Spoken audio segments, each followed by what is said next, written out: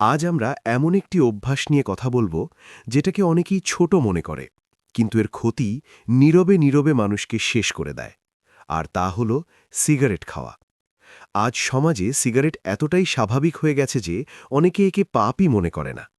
চা সিগারেট, আড্ডা সিগারেট, কষ্টে সিগারেট, আনন্দে সিগারেট, জীবনের সাথে একে জুড়ে দেওয়া হয়েছে। কিন্তু প্রশ্ন হল, ইসলাম কি এমন ক্ষতিকর অভ্যাসকে অনুমতি দেয়? আল্লাহ তাআলা বলেন, ওয়ালা তুলকু বিআইদিকুম ইলাত্তাহলুকা, নিজেদেরকে নিজেদের হাতে ধ্বংসের মধ্যে নিক্ষেপ করো না। সূরা আল বাকারা ১৯৫। ভাই ও বোনেরা, সিগারেট কি ধ্বংসের পথ না? ডাক্তাররা বলছে এটা ক্যান্সার সৃষ্টি করে, হৃদযন্ত্র নষ্ট করে, ফুসফুস পুড়িয়ে দেয়।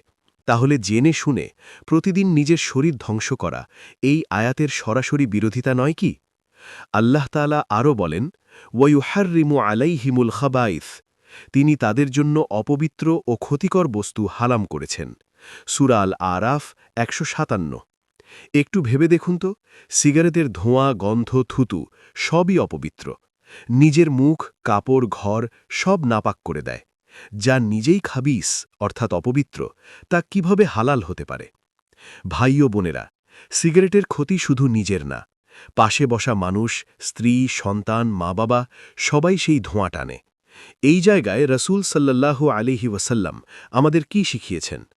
রাসূলুল্লাহ সাল্লাল্লাহু আলাইহি ওয়াসাল্লাম বলেছেন, লা দরারা ওয়ালা দিরারা, নিজের ক্ষতি করা যাবে না এবং অন্যের ক্ষতিও করা যাবে না।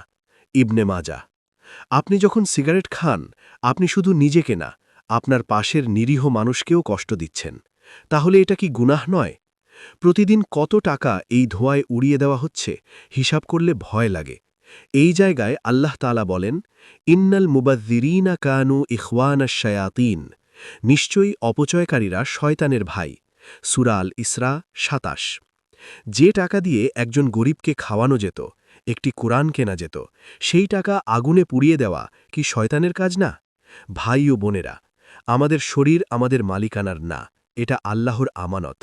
কিয়ামতের দিন এই শরীর সম্পর্কে প্রশ্ন হবে, কোথায় ব্যবহার করেছ, কিভাবে নষ্ট করেছ? সেই প্রশ্নের জবাব সিগারেট হাতে নিয়ে দেওয়া যাবে কি?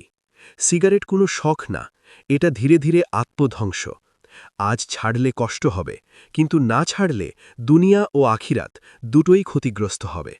আসুন আজই তওবা করি, আজই এই ক্ষতিকর অভ্যাস ছেড়ে দিই। আল্লাহ তাআলা আমাদের সবাইকে এই হারাম ও ক্ষতিকর অভ্যাস থেকে মুক্তি দান করুন। আমিন।